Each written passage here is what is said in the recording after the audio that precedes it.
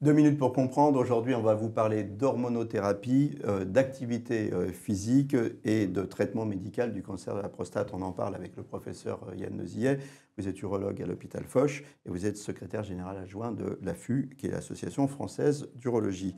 L'hormonothérapie, un petit rappel. Alors, c'est un traitement du cancer de la prostate qui a besoin d'hormones pour se développer, qui va supprimer donc l'hormone mâle et ça va avoir pour effet de faire perdre du muscle, prendre du gras et favoriser le diabète, l'hypercholestérolémie et d'autres troubles métaboliques. Donc, une fois que vous avez dit ça, on comprend que le sport Est important parce que ça va être le moyen principal de lutter contre la fatigue qui est induite par l'hormonothérapie et contre tous ces désordres métaboliques qui vont être secondaires au traitement, qui est essentiel puisque c'est lui qui allonge la durée de vie des patients. bien sûr. Alors, quelles sont les activités conseillées? Alors, la meilleure activité, c'est pas de faire du sport de marathonien, hein, c'est simplement la marche rapide. Ce qu'on conseille, c'est vraiment une demi-heure de marche rapide.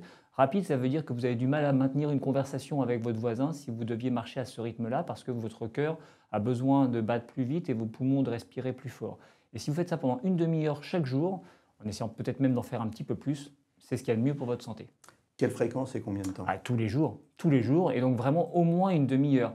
Il faut prendre ce conseil du médecin plutôt comme une prescription du médecin. C'est-à-dire que c'est quelque chose qu'il faut s'attacher à faire parce que c'est ce qui va permettre de lutter au mieux contre les effets indésirables du traitement, donc de supporter au mieux le traitement, donc le plus longtemps possible, et donc de vivre le mieux possible le plus longtemps possible. Alors, malgré tout le monde n'est pas en état de faire du sport. Quelles précautions avant de commencer? Alors simplement, éventuellement, voir avec le cardiologue s'il y a une contre-indication formelle. Mais enfin, la marche rapide, c'est ce que conseillent les cardiologues pour leurs patients, pour entretenir leur cœur. Donc c'est rare d'avoir une contre-indication à la marche rapide.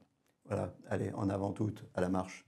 Nos émissions vous plaisent, alors aidez-nous à faire grandir la chaîne.